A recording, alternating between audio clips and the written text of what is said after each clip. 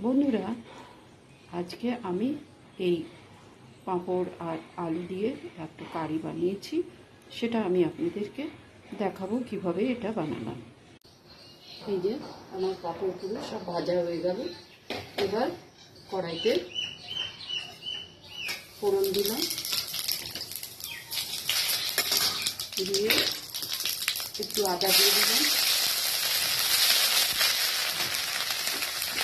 তারপরে টমেটো দেবো,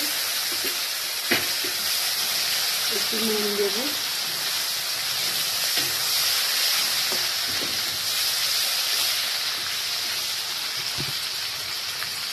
এবার একটু ডিম দিতে হবে,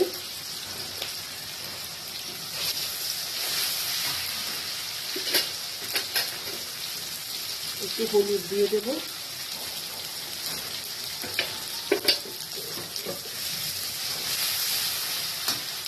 দিয়ে আলু সেদ্ধ করে রেখেছিলাম, সেই আলু সেদ্ধগুলো ভেঙে ভেঙে দিয়ে দেবো।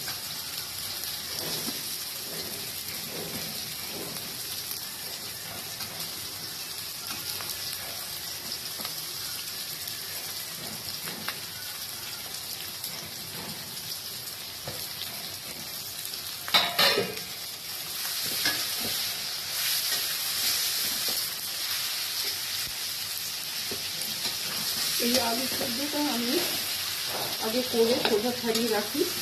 এবার যদি আপনারা ভাবেন যে আলুটা সেদ্ধ করে কেটে দেবেন, দিতে পারেন, কিন্তু আমার তো মনে হয় এরকম করে ভেঙে দিলেই তরকারিটা দেখতে ভালো হয় এবং খেতেও ভালো হয়। নুন হলুদ দিয়ে দিলাম।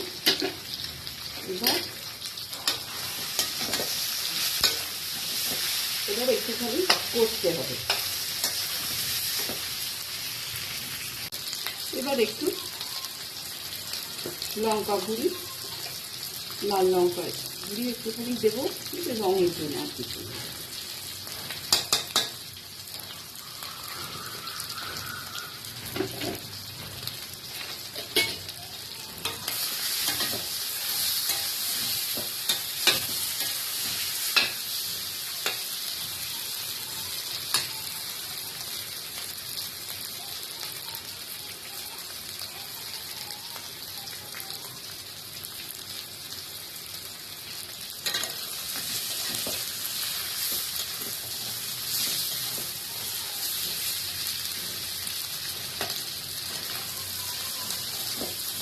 এটা একটু ভালো করে না করতে ভালো লাগে না, এই সেদ্ধ আলু দিয়ে করা তো, এই জন্য একটু ভালো করে কষে দিতে হবে।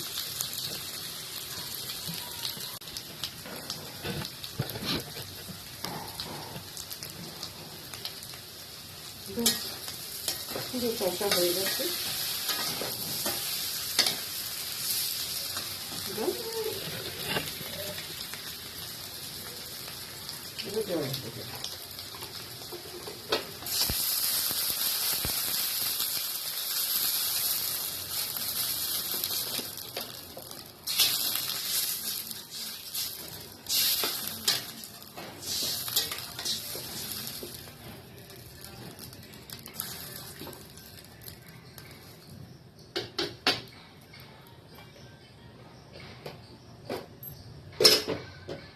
এবার নুন দেব, দিয়ে ঢেকে,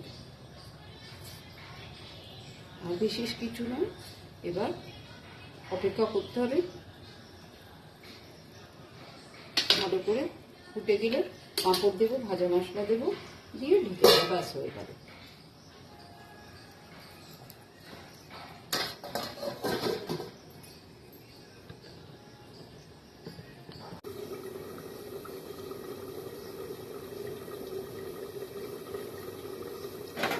এবার হয়ে গেছে, আশা করি।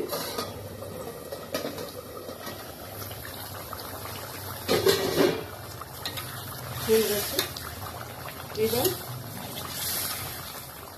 পাঁপড়গুলো দিয়ে দেবো,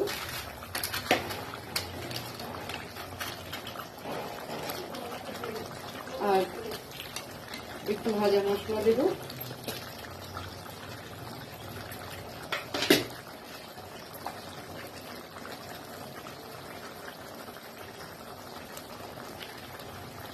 ব্যাস হয়ে গেল, আর কিচ্ছু না।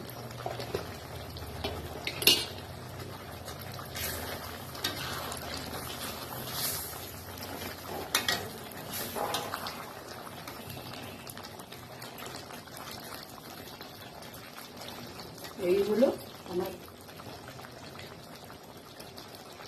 আলু পাঁপড়ের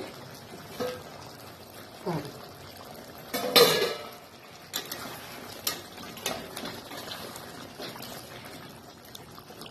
এই যে বন্ধুরা দেখুন, আমার বেসন পাঁপড় আর আলু কারি কমপ্লিট হয়ে গেল।